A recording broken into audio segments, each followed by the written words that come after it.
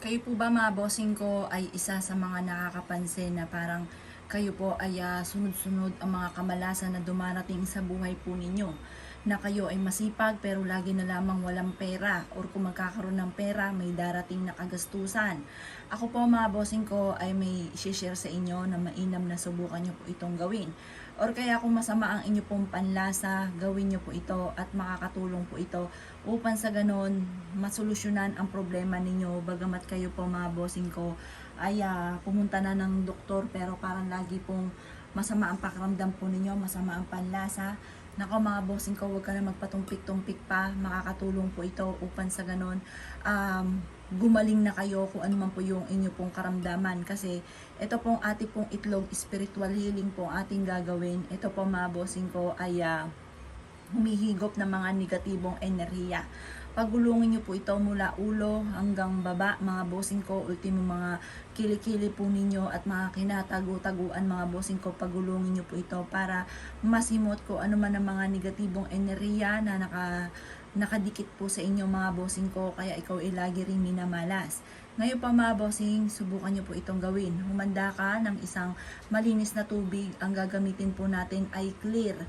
Pagkatapos ay isang itlog. Yan mga bossing. Kahit yung native na itlog, pwede po yan. Ngayon pa mga bossing ko, pagugulungin po natin mula ulo hanggang baba mga bossing ko sa ating ulo.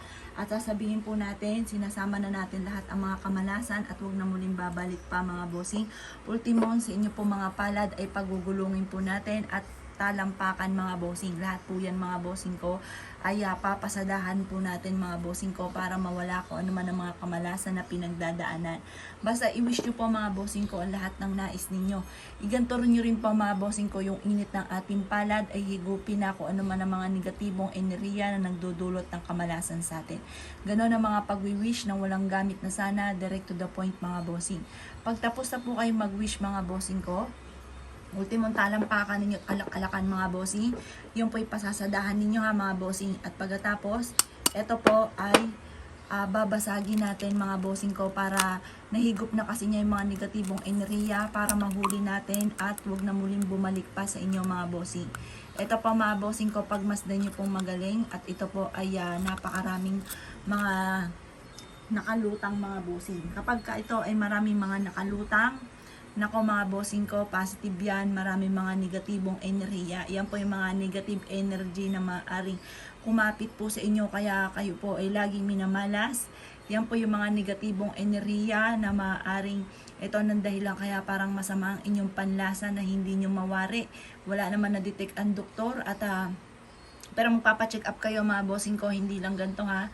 Kailangan ma-check po natin. Kapag po yan na na-check na tapos parang wala naman po nakitang ano sa inyo na karamdaman ninyo, aba ay subukan nyo po ito mga bossing ko dahil maaaring mahigop ng negatibong enerhiya mga bossing. Bukod sa pagpapa-check up, magganto kayo mga bossing ko para kung ano man yung mga negatibong enerhiya na hindi nyo nakikita ay mahigop po nito mga bossing. Proven po ito mga bossing ko na napakaswerte basta't may 100% kang paniniwala sa ganito at i-mindset nyo na kayo ay gagaling. Pero mapapacheck up pa rin mga bossing ko ha. Iba pa rin po na kayo nagpa-check up pagkatapos meron kang ganito mga bossing. Tingnan nyo pa mga bossing ko, yung mga naka-float na puti, yan po yung mga negatibong enerhiya na kumapit sa atin na hindi nyo nakikita o meron pang palobo po dyan mga bossing. Magganto kayo mga bossing, iba-iba po yung itsura ng magiging reaction po niyan mga bossing ko. Sa tinagal-tagal mga bossing ko, ngayon lang ulit ako nagpaganto mga bossing ko at yan, ang daming mga nahigop na negatibong enerhiya. Yan mga bossing. Pangit ang mga meaning po niyan mga bossing ko. Pero syempre, ano't ano man nahigop na po siya ng bossing ko ng ating itlog mga bossing. Gawin nyo po ito kapag po ito yung napanood ninyo at isa ka sa mga natumbo ko ang ibig sabihin. Halimbawa, kayo po parang kayo po ay nilalamig bagamat napakainit or kaya masama ang panlasa or kaya po mga bossing ko parang lagi kang minamalas, kayo ay masipag pero napakalap ng swerte. Asya, gawin nyo po ito mga bossing. Ngayon pa mga bossing ko, kinabukasan, itapon nyo na lang po ito mga bossing ko sa may lababo po ninyo mga bossing ko, tugasan itong mabuti. Huwag kang mag-alala at nahigop na po yung mga negatibong enerhiyang yan mga bossing ko na nagdudulot sa inyo ng kamalasan. Gawin nyo po ito mga bossing ko na nakaharap ka sa gawing silangan habang pinaikot-ikot ninyo mula ulo hanggang paa mga bossing ko ang itlog at saka basagin nyo po mga bossing ko sa isang malinis na tubig.